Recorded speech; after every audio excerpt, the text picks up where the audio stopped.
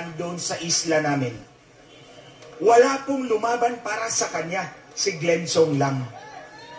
Kaya po, wait, tapusin muna natin yung storya. Kaya po nung tumakbo po ako, ang palagi kong sinasabi sa ating mga kababayan, nasa inyong mga kamay ang kapangyarihang mabago ang takbo ng buhay ng bawat Pilipino. Ang tao, ang bayan, hindi magagabi! Ang tao, ang bayan, hindi magagabi! Ang tao, ang bayan, hindi magagabi! Ang tao, ang bayan, hindi magagabi! Alam nyo, nung nag-eleksyon, ang dami nilang pera. Wala akong pera. Ang binigay ko, sulat doon sa sample ballot ko.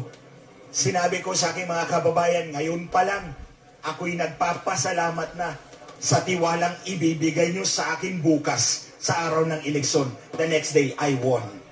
Ang ibig sabihin, mga kababayan, may kapasidad ang taong bayan pumili ng tamang leader.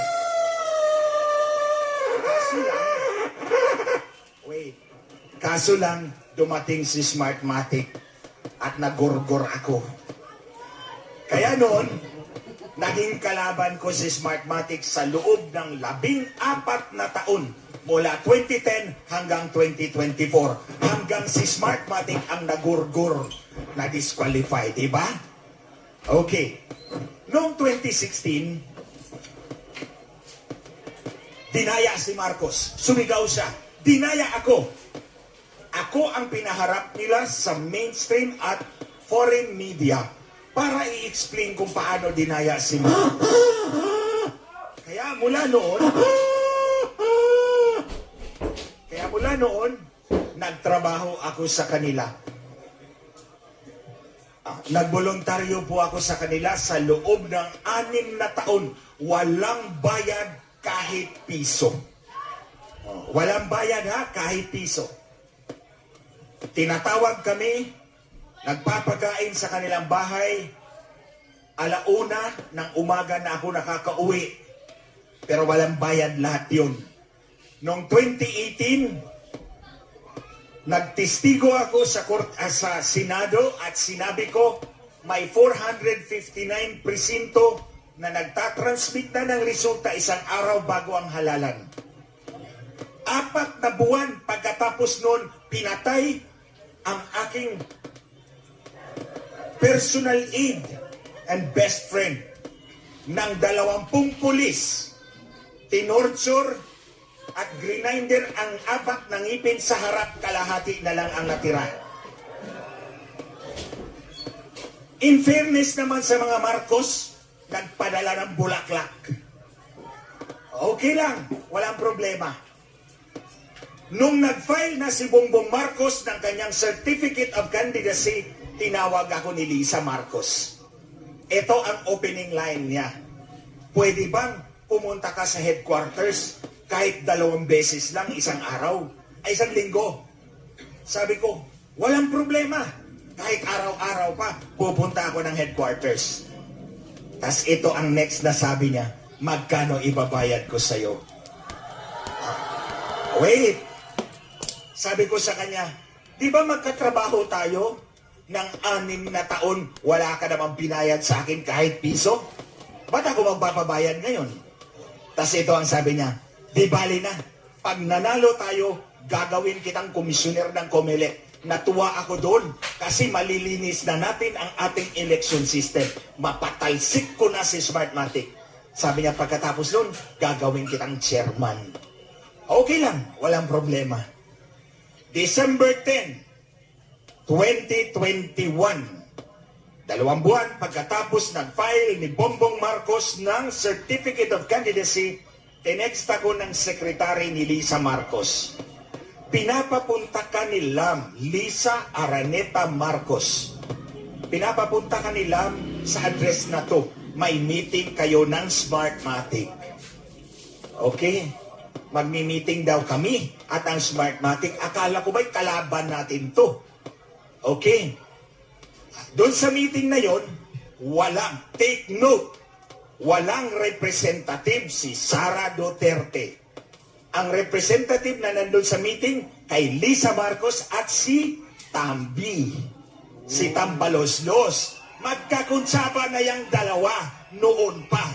Oh. Nandoon ang abogado ni Tambi. Siyempre, kilala ko yun. Bakit? Kasi abogado ko rin siya. So, hindi ako pwedeng magkamali. Pagkatapos noon, may ikalawang meeting. Si Cesar Flores, ang dating pinuno ng Smartmatic sa Pilipinas. Nag-video conference kami. Dahil kalaban ko si Cesar Flores at Smartmatic, sabi ng mga tauhan ni Lisa Marcos, magtago ka. Kasi baka hindi magsasalita pag makita ka. Ako naman, nagtago ako doon sa may sofa. Pero kitang-kita ko, nandun si Lisa Marcos at nandun si Cesar Flores. Pangalawang meeting sa Smartmatic. Ito yung pangatlo, mas mabigat. Nang araw na yon, may meeting ako kay Lisa Marcos na kaming dalawa lang, one-on-one. Dumating tong dalawang marites, si Hubert Guevara at si Ivan Oy. Si Hubert Guevara ginawa niyang Senior Deputy Executive Secretary. Si Ivan Oy ginawang Secretary ng Department of Information and Communications Technology. Sumabay sila sa akin sa meeting. Wala naman silang kasama doon eh. Tapos nung pumasok na kami sa opisina ni Lisa Marcos, dito si Ivan Oy, si Hubert Guevara, si Ivan Oy, ako rito. Nakaharap si Lisa Marcos dito. Kompleto yung drama ko, di ba? Sabi niya, guys, I have a meeting with the owners of Smartmatic. I need 2 technical guys to be with me. Tapos labay lingon sa akin, but not you, because they hate you so much. Ayan, isa-isahin natin. Anong ibig sabihin ng meeting niya sa may-ari ng Smartmatic? Gawin muna natin Tagalog. Pare, may pakikipagpulong ako sa may-ari ng Smartmatic. Kailangan ko ng 2 technical guys. Pero hindi ka pwede. Dahil galit na galit sila sa iyo. So ano bang pagpupulungan nila? Magdarasal ba silang 3 doon? Hindi. Bakit mo kailangan ng 2 technical guys? Tandaan nyo, yung pagbibilang ng boto, alam na yan ni Lisa Marcos. Hindi na kailangan i-explain sa kanya dahil 6 na taon na akong nag-i-explain sa kanya. So anong diskusyon ang kailanganin niya ang technical guys? Walang iba kundi paano manipulahin ang boto. Hindi pagbibilang ng boto. Dahil intindimos na ni Lisa Marcos, so naintindihan na niya paano bibilangin ang boto. For her to need 2 technical guys, ang pag-uusapan, paano mamanipulahin ang boto. Pero hindi ka pwede glanchong dahil galit na galit sila sa'yo. So ibig sabihin, sinabihan na siya ni Smartmatic, mabigat ang ating pag-uusapan technical.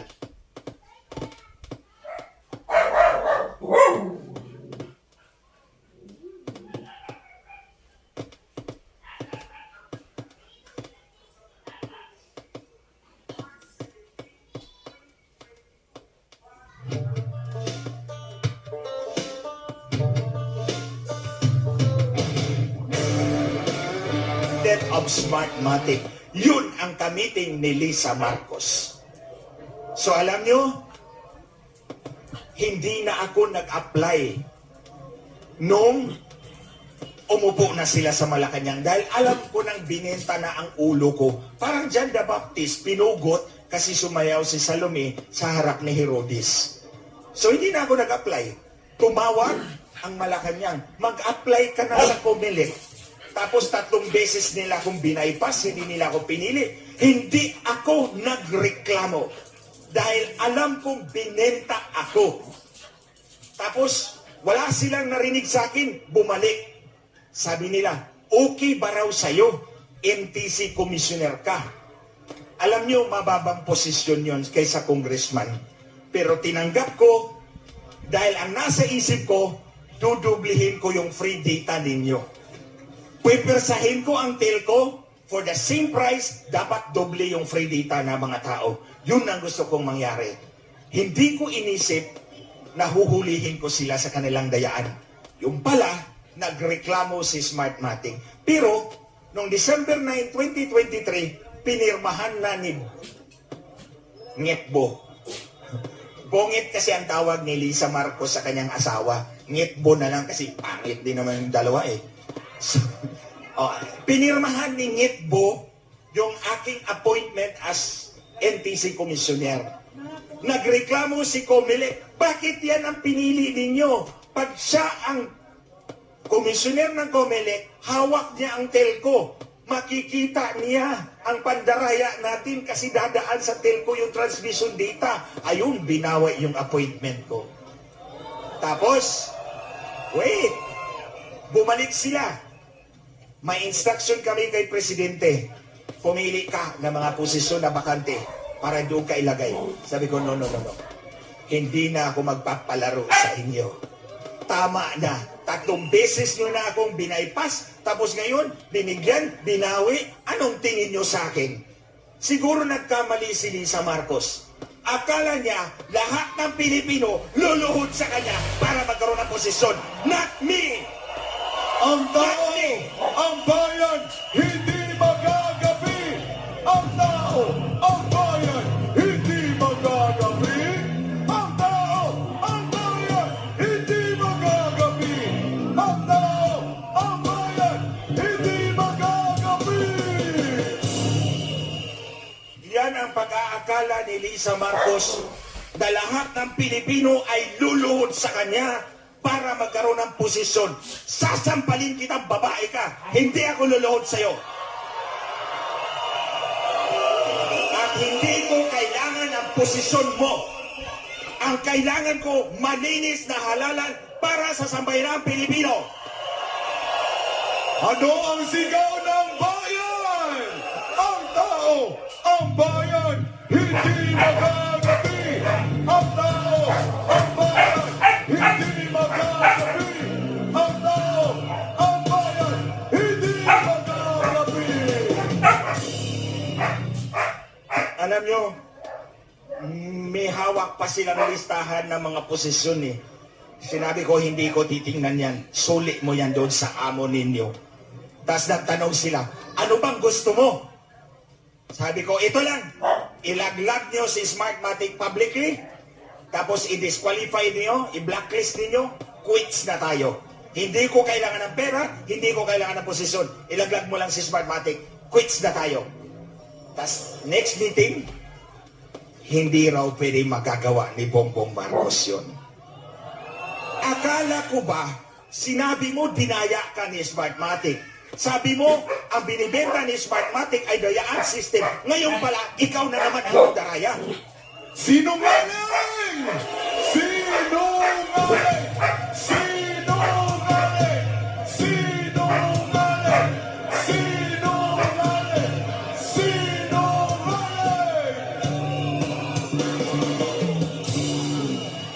Ano si Marcos at ang asawa? Saksakan ng kasinungalingan yan. Alam nyo, sinabi ko sa kanila, malinis ako, maayos akong pumasok sa inyo at tumulong. Kakalas ako sa inyo na malinaw ang pinag-uusapan natin. Ito, lalabas ko to. Nag-meeting kayo ng may-ari ng Smartmatic. Huwag nyo lang pakialaman ang kaso ni Richard Santillan, yung personal aid ko, kung hindi ilalabas ko pa. Mas matinding bomba laban kay Lisa Marcos. Pag sumabog to, hindi na niya makikita yung mukha niya. Ilabas na yan! Ilabas na yan! Ilabas na yan! Ilabas na yan! Ilabas na yan! Okay, bigyan ko kayo ng clue. Alam niyo, mga kababayan, na-promise ko yan sa kanila. So kahit pa ang pangako ko ay binigay ko sa demonyo, tutuparin ko yung pangako ko. Hindi dahil demonyo siya, dahil ako to. Pinangako ko yan, paninindigan ko yan. Pero, bago ako pumunta ng Cebu at magsalita doon, pinakasuhan nila ako sa IBP para tumigil ako. Ang sabi ko kay Lisa Marcos doon sa Cebu, inunahan mo na ako. So, bigyan ko kayo ng clue. Itong babaeng ito, ang nagmamanipula ng kanyang asawa na maluklok talaga sa Malacanang. Hindi lang ang election system ng Smartmatic ang minanipula, pati institusyon ng gobyerno. Sa panahon na nagprotesta sila, hindi nila ako pwedeng questionin dahil I am at the center of it all. At may ebidensya ako laban kay Lisa Marcos. Ilalabas ko to sa tamang panahon. Ilabas na yan!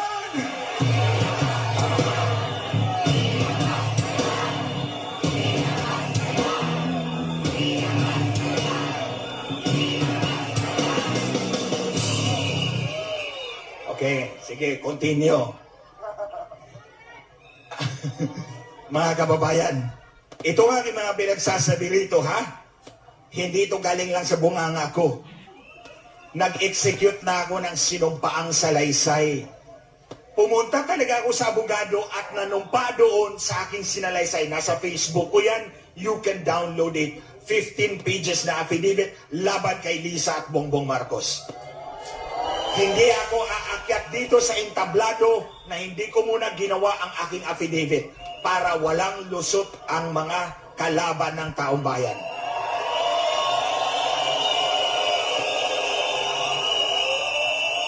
So ito, ano bang nakikita ninyo na magkaparehong aspeto ng buhay ko sa ilalim ng paninilbihan sa mga Marcos na to at sa kalagayan ni Pastor Kibuloy, ni SMNI, ni Maharlika, ni Attorney Trixie Cruz, sino pa bang iba? Marami pa, di ba? Marami pa. Si Pebbles. Oh. Anong sitwasyon na magkapareho kami? Mga kababayan, trinidor kami ng mag-asawang nasa Malacanang ngayon. Mga traitor! Mga traitor! Mga traitor! Mga traitor! Mga traitor!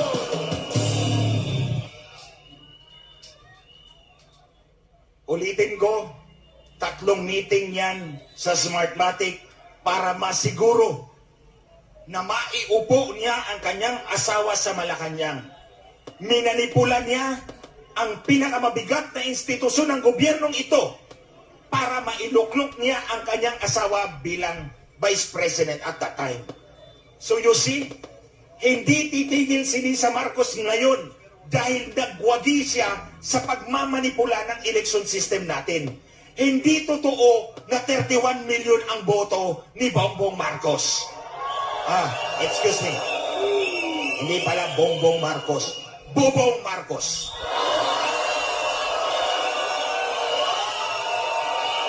Ulitin ko. Hindi totoong 31 million ang boto ni Bobong Marcos. Dinagdagan yan. Tulad ng sinabi ko, sa 3 meeting na yon, walang representative si Sara Duterte. At ayaw ni Lisa Marcos kay Sara Duterte, believe me, nandun ako sa kanyang opisina. Ayaw niya kay Sara Duterte. So, sa pagitan ng dalawang mataas na, actually, ang pinakamataas na opisyal, na lehitimong pinili ng taong bayan si Sara Duterte, hindi si Marcos. Inday Sara Duterte! Inday Sara Duterte! Inday Sara Duterte! Inday Sara Duterte! Alam nyo, ang totoong boto ay yung kay Sara Duterte. 32 million something. Yung kay Marcos, ang estimate ko talaga nasa 24 million lang. Inalat nila para pumantay kay Sara Duterte. Dahil kung 24 million lang si Marcos, 32 million si Sara Duterte, lahat tayo, ang titingalaing leader ay si Sara Duterte. Anong sigaw ng bayan? Inday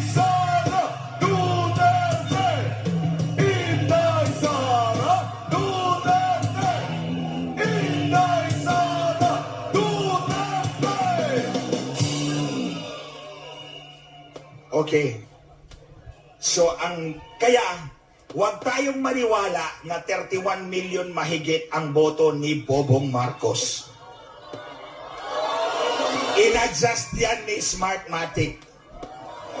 Okay. Kaya, huwag tayong mag-atubiling humingi o i-demand sa kanya na bumaba ka sa pwesto. Dahil ang kapal-kapal ng mukha ninyong mag-asawa.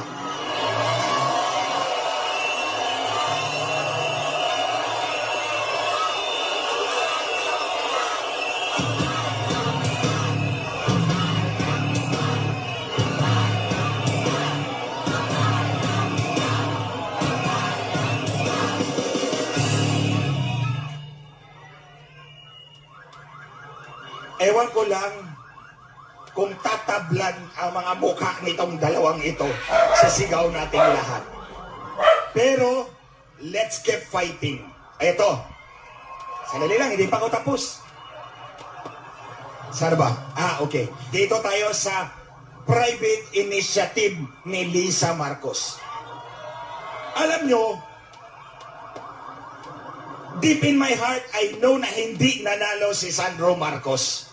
Minanipula yan ni Smartmatic. Pero, mahal na mahal ni Lisa Marcos ang kanyang panganay dahil kamukhang kamukha niya. At gagawin niyang pangulo yan. Ang problema, hindi pa kwalipikado. Sa 2034 pa. Ang termino ni Marcos Jr. hanggang 2028 lang. So, ang panakibutas dyan ay si Tambi.